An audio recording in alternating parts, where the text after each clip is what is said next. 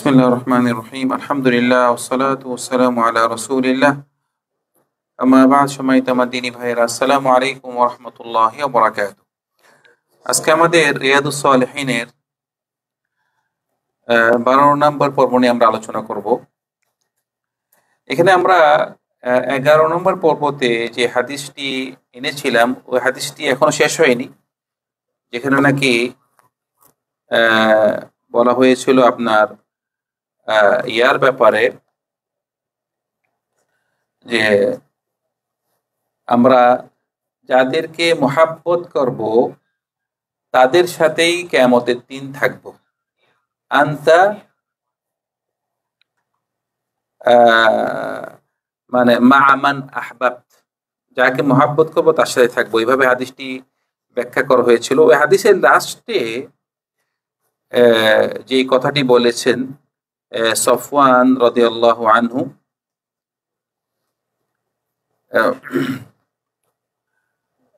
মানে যে হাদিসটি লাস্টে বলা হয়েছে যে ফামা যালা ইউহাদ্দিসুনা হাত্তা যাকারা বাবান মিন কিবালিল মাগরিবি মাসিরাতু আরদিহি আও ইয়াসিরু রাকিবু ফি আরদিহি 40 আও 70 আমা। এখানে ওই হাদিসটি আমি আবার বলতে চাচ্ছি না। ওই হাদিস লাস্টে বলতেছে যে তওবার ব্যাপারে যে বলা হয়েছে, ওই তওবার একটি মানে দরজা, তওবার একটি দরজার কথা বলা হচ্ছে। মানে এইটি গায়েবী দরজা মানে দরজা মানে তওবার যে দরজা খোলা, আমরা যে বলি তওবার দরজা খোলা আছে, দরজা কি দেখা যায়? দরজাটা এটা গায়েবী কথা। এভাবে এখানে বলতেছে যে তওবার যেই দরজাটি আছে ওই দরজাটি মানে পশ্চিম দিকে এত চওড়া, বলতেছে এটি এত চওড়া যে 40 থেকে 70 বছরের পথ। 40 থেকে 70 বছরের পথ, মানে এত বড় তওবার দরজা, এত বড় তওবার দরজা। মানে আপনারা তওবা করতে নিরাশ হবেন না, মোটামুটি এটাই কথা, যে তওবার দরজা খোলা। রাসূলুল্লাহ কি বলতেছে যে তওবার দরজাটা পশ্চিম দিকে আছে, এটি এত চড়া যে 40 থেকে 70 বছর পথ। আবার এখানে সুফিয়ান রাদিয়াল্লাহু আনহু বলতেছে যে কিবালিশ শাম, মানে এটি শামের দিকে, সিরিয়া ওদিকে, মানে একটা সিরিয়ার দিকে উনি ইঙ্গিত করে বললেন যে এই তওবার, কারণ সিরিয়া তো হলো আপনার আমাদের ইয়াদে, মানে বলতেছে এদিকে পশ্চিম দিকে, বলতেছে কি হাদিসে আসছে এভাবে বলতেছে আর কি, যে বলতেছে এই দরজাটি আল্লাহ সুবহানাহু ওয়া তাআলা তিনি সৃষ্টি করেছেন। যে কোন দিয়ে সৃষ্টি করেছেন? যে খালাকাহুল্লাহু ইয়াউমা খালাকাস সামাওয়াতি ওয়াল আরদা মাফতুহান, ইয়ানি আত-তাওবাহ লা ইউগলাক হাত্তা তাতলুআ আশ-শামসু মিনহু। মানে এই যে বলা হয়েছে যে পশ্চিম দিকে এই দরজাটি, কিসের দরজা? তওবার দরজা। এবং এটি এত চড়া যে এটি 40 থেকে 70 বছর কি পথ। এই তওবার দরজাটা কোন দিন বানানো হয়েছে? যেদিন থেকে আল্লাহ সুবহানাহু ওয়া তাআলা আসমান জমিন সৃষ্টি করেছেন। এই দরজাটা বন্ধ হবে কখন? যখন নাকি সূর্য পশ্চিম দিক থেকে উঠবে। বুঝতে পারছি? মানে এগুলো হচ্ছে গায়েবী কথা। তওবার দরজা এত চড়া যে আপনি এটা মনে করবেন না যে আমি ঢুকলে, অন্য লোক ঢুকলে এখানে জাম লাগবে, মানে ভিড় হবে। মানে যেখানে আমরা মসজিদ থেকে যখন বাইর হই আর কি, এত মসজিদ থেকে যখন নাকি আজকে জুমার দিন মানুষ বাইর হয়, ঠেলাটাই লাগে না দরজাতে? তো এত বড় দরজা যে এটা নাকি 70 বছর লাগবে আপনার পার হতে, এত চড়া, যেখানে ভিড়ের কোনো সম্ভাবনা আছে? সম্ভাবনা নাই। এখন এত বড় দরজা, বলতেছে এই দরজাটি আল্লাহ সুবহানাহু ওয়া তাআলা যেদিন থেকে আসমান জমি সৃষ্টি করেছে সেদিন থেকে ও দরজাটি বা আছে, এইটি বন্ধ হবে না। কখন বন্ধ হবে? যখন নাকি কিয়ামতের যে সমস্ত বড় বড় আলামত আছে ওই আলামতের একটি আলামত আসবে, সেটি হলো সূর্য যখন নাকি পশ্চিম দিক থেকে উঠবে তখন কি এটা বন্ধ হয়ে যাবে, তওবার রাস্তা বন্ধ, দরজা বন্ধ। তো আমরা তওবার জন্য যেই শর্তগুলো বলেছিলাম, যে তওবার শর্ত কয়টি? 3টি। আবার যদি আপনার ইয়ার সাথে হয়, মানুষের সাথে হলে কয়টি? 4টি। কিন্তু আরেকটি যেই ব্যাপার সেটি হলো তওবাটি করতে হবে মানে গারগারা, যখন নাকি আপনার রূহ এখানে চলে আসবে এর আগে। আবার আরেকটি হলো যে আপনার একটা হলো খাস, যে প্রত্যেক মানুষের মৃত্যুর আগে যেন তওবাটা হয়। মানে মৃত্যু যদি একদম তার কাছে চলে আসে, গলায় চলে আসে, তখন আর তওবা কবুল হবে না। এটা হলো প্রত্যেক মানুষের জন্য। আর সাধারণ সবার জন্য হলো যখন নাকি সূর্য পশ্চিম দিক থেকে উঠবে তখন আর তওবা কবুল হবে না। তো আল্লাহ সুবহানাহু ওয়া তাআলা আমাদের সবাইকে যেন মানে এই তওবা যেন আমাদের মৃত্যুর পূর্বে, আমাদের মৃত্যু আসার আগে যেন আমরা প্রত্যক্ষ তওবার মধ্যে থাকি, তওবা করি। আল্লাহ সুবহানাহু ওয়া তাআলা সবাইকে তৌফিক দান করুন।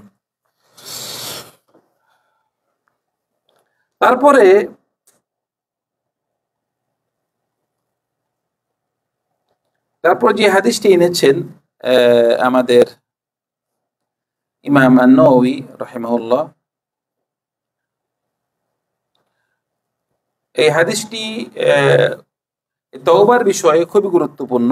এটি মানে বানি ইসরাইলের একটি ঘটনা আমাদের কাছে তুলে ধরেছেন, যে আল্লাহ সুবহানাহু ওয়া তাআলা তিনি যে মানে কত রহমত করেন আমাদেরকে।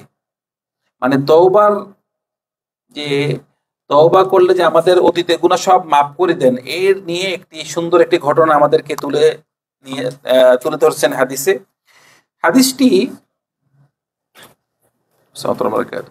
হাদিসটি বর্ণনা করেছেন আবু সাঈদ আল খুদরি রাদিয়াল্লাহু আনহু। আবু সাঈদ আল খুদরি তিনি এই হাদিসটি রওয়ায়াত করেছেন। ইমাম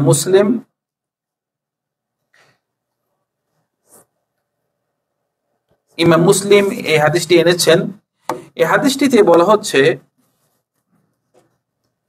যে কানা ফি মান কানা ক্বাবলাকুম রাজুলুন ক্বাতালা 99 নাফসা।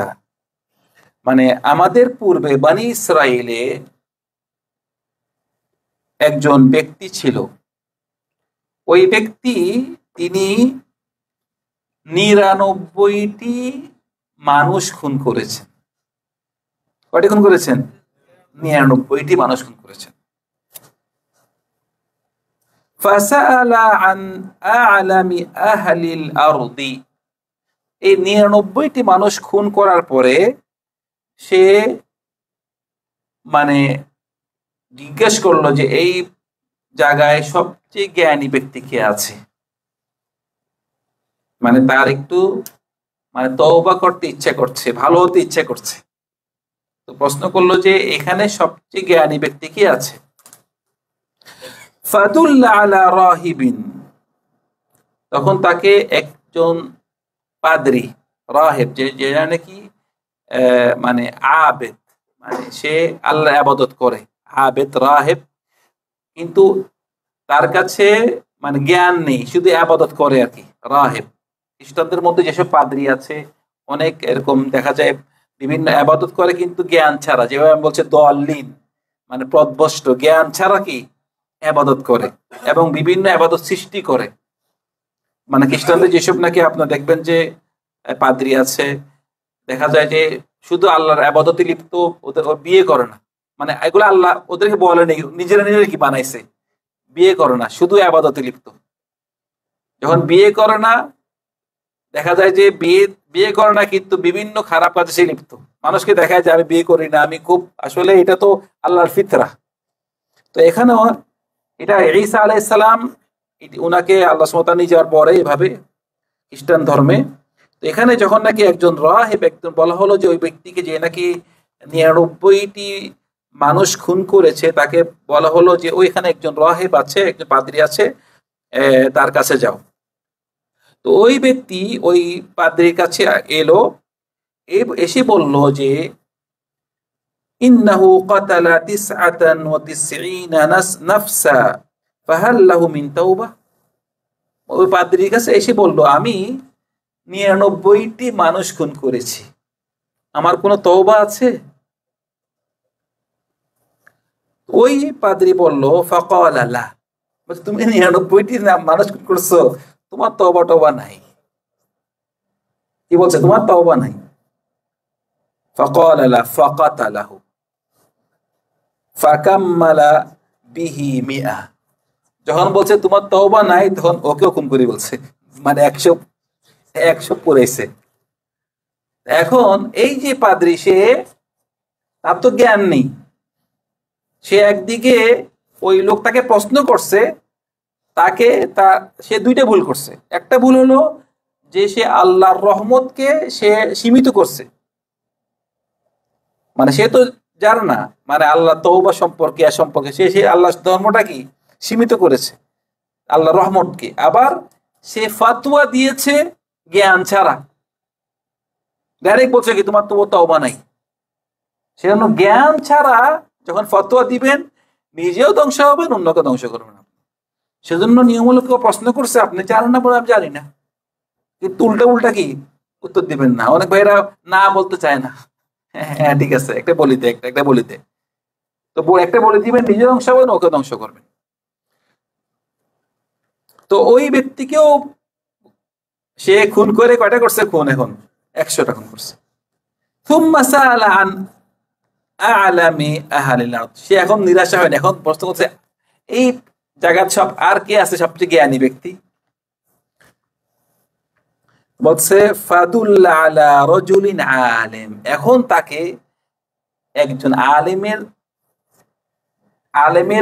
আলেমকে দেখানো হলো যে এখন ওই একজন আলেম আছে, তার কাছে যাও। আগে দেখানো হয়েছে একজন আবেদ, যে নাকি আবাদত করে, কিন্তু জ্ঞানী ছিল না। এখন কাকে দেখা হয়েছে? আলেম কাছে।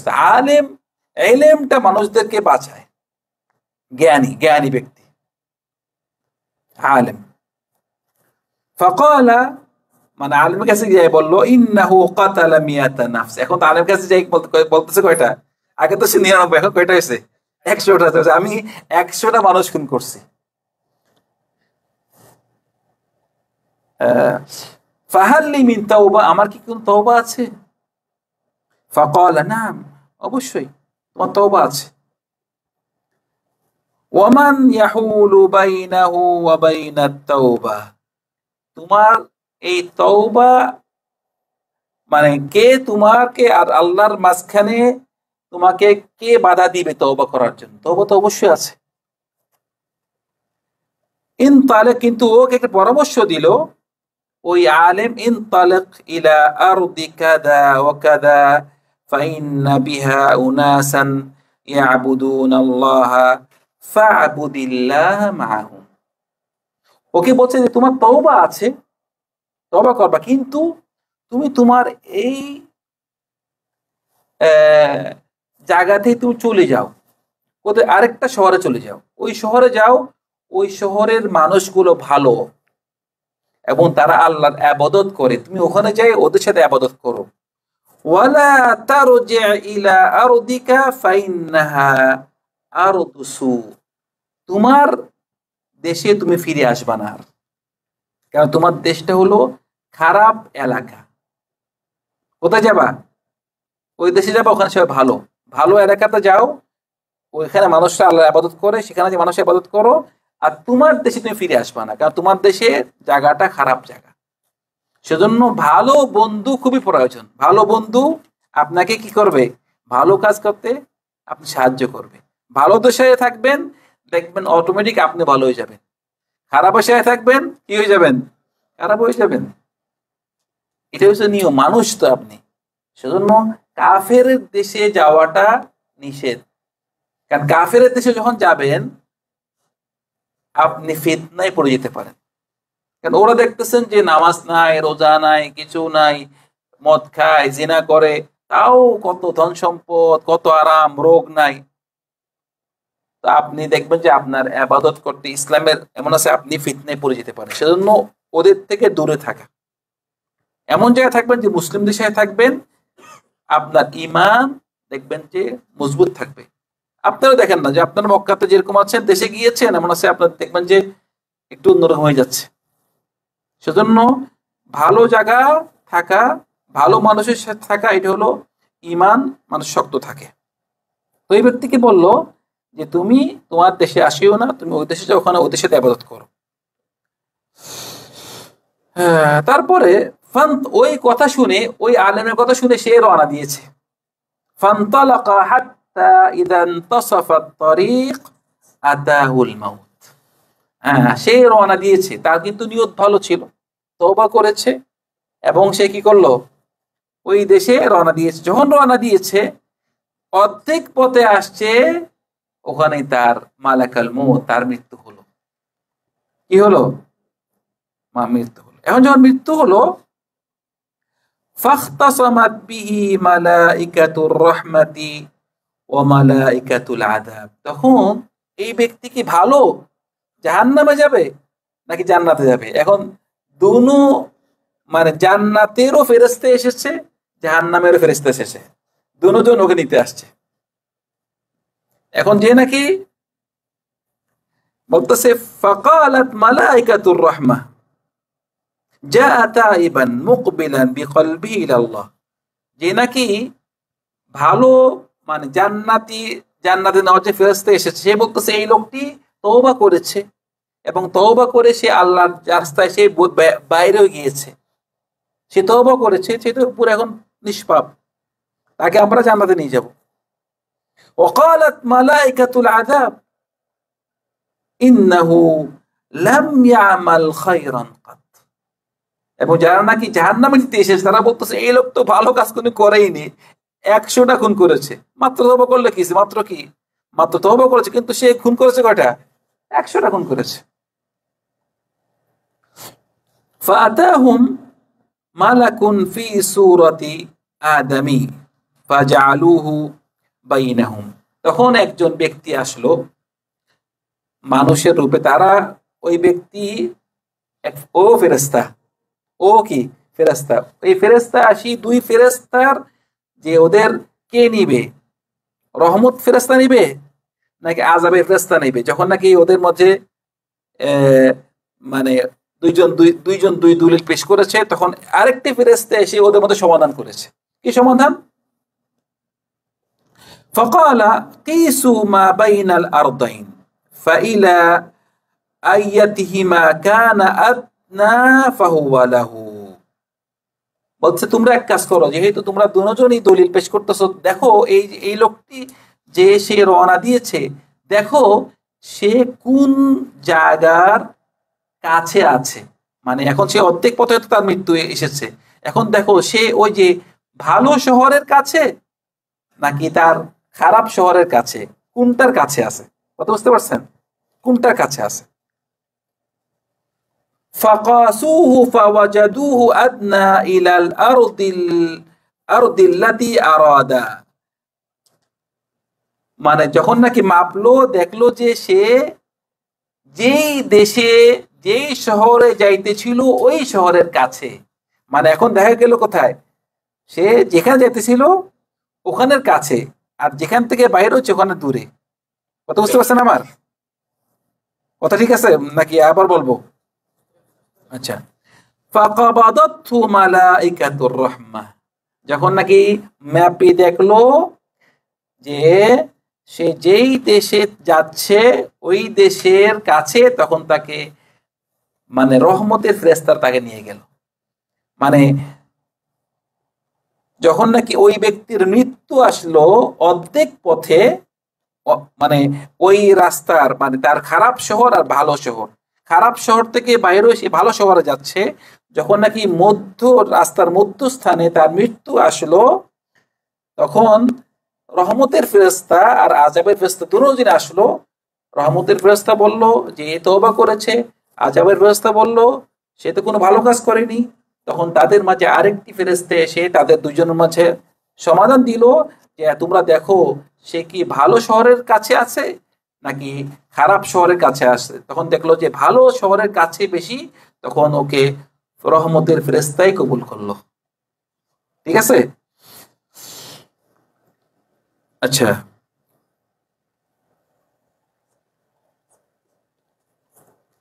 এখন এখানে আহ, আরেকটি কথা মানে বলতেছে যে এখানে মানে হাদিসে আরেকটু আরেকখানে বাকি আছে, বলতেছে যে সে আল্লাহ সুবহানাহু ওয়া তাআলা তিনি যেই শহরটি ভালো শহর ওই শহরকে বলছে তুমি একটু আগিয়ে আসো। আল্লাহ সুবহানাহু ওয়া তাআলা আল্লাহ রহমত করছে কি বলছে, ওই শহরকে কি বলছে তুমি এগিয়ে আসো। আর যে শহর খারাপ শহর তাকে বলছে তুমি একটু পিছিয়ে যাও, যেন ওদের মাপটা